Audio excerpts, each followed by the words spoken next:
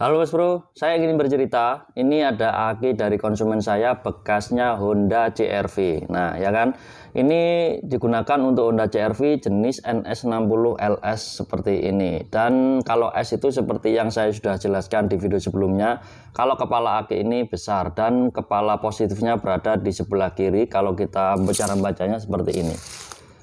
Nih, kepala positifnya berada di sebelah kiri. Ini teman-teman. Nah, ini kan. Dan ini jenis aki basah yang bermerek GS Premium. Dan ini aki soak ya, teman-teman. Ini kondisi aki ini masih soak dan ada beberapa faktor yang menyebabkan aki ini soak. Ada satu kesalahan yang sangat fatal yang sudah diabaikan oleh konsumen saya. Kebetulan konsumen saya ini perempuan. Ya, apa itu? Tonton terus. Oke Mas Bro, ini konsumen saya pertama kali beli hingga sekarang 2022. Ini pemakaiannya memang tidak pernah dicek kondisi air akinya. Jadi aki ini memang sudah lepas dari perawatan, tidak pernah dicek kondisi airnya, tidak pernah dicek kotorannya seperti ini. Kalau kotor itu dibersihkan, intinya tanpa perawatan selama beli pertama ya, atau selama pertama kali beli hingga aki ini sampai soak. Apa itu? Kondisi airnya sudah diabaikan ya lur. Jadi kondisi air ini yang dua sel ini berada di bawah lower level atau baras garis bawah. Kemudian yang paling parah ini sangat habis sekali ya airnya.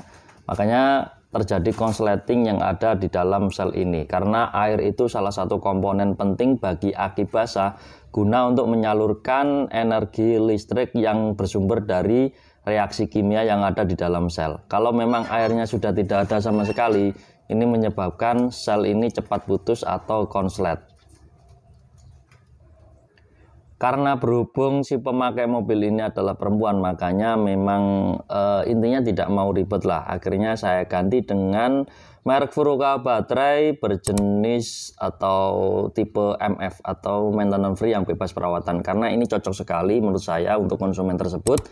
Karena belajar dari kesalahan yang pertama, konsumen tidak pernah ngecek kondisi air akinya. Makanya saya alihkan ke yang jenis kering atau maintenance free, bebas perawatan. Nah, kenapa saya bilang aki ini sudah soak? Karena memang kondisi selnya itu sudah banyak yang mekar ya teman-teman. Karena faktor dari ini airnya sudah habis total. Apakah bisa diservis atau diperbaiki? Kalau menurut saya ada yang bisa, ada yang tidak. Kalau aki seperti ini, kalau saya lihat dari kondisi selnya, ini selnya banyak yang putus atau banyak yang mekar. Jadi kalau diservis pun mungkin bisa antara 30-50% dan sifatnya hanya sementara, tidak bisa dipakai untuk bertahun-tahun seperti argumen-argumen teman-teman yang bilang katanya diservis masih bisa bertahan 2 tahun atau 3 tahun, bahkan ada yang 1 tahun. Jadi seperti itu. Kalau kita lihat story-nya aki ini itu diproduksi tahun 2020, yang sekarang itu tahun 2022, artinya sudah 2 tahun. Jadi mustahil ataupun tidak bisa maksimal lah kalau diservis. Jadi buat teman-teman yang menggunakan aki basah, jangan sampai meremehkan hal seperti ini ya, karena ini adalah salah satu faktor yang menyebabkan aki ini mudah cepat soak. Karena memang air yang ada di dalam aki ini adalah salah satu komponen paling penting yang ada di dalam aki, agar reaksi kimia yang dihasilkan itu bisa maksimal dan tersalurkan oleh sel satu ke sel yang lainnya. Jadi seperti itu ya teman-teman.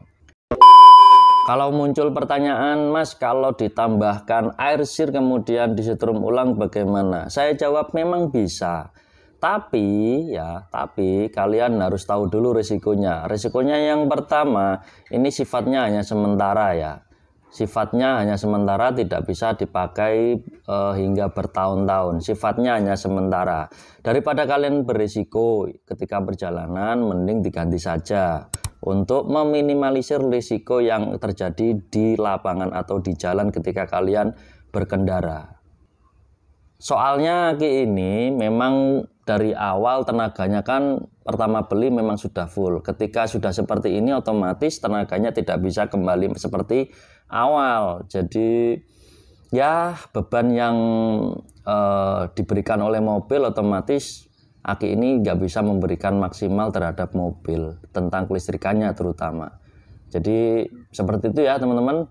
Jadi pesan saya untuk mas bro dan mbak bro ya yang menggunakan aki basah, jangan lupa selalu ngecek kondisi air aki kalian. Paling lama 3 bulan sekali lah kalian cek. Atau ketika kalian mengganti oli, bisa kalian cek sekalian kondisi air aki yang kalian gunakan, terutama di aki basah. Kalau kurang, kalian tambahi ya. Jangan sampai kehabisan seperti ini, karena menyebabkan aki ini mudah cepat soak dan terjadi konsleting yang ada di dalam aki.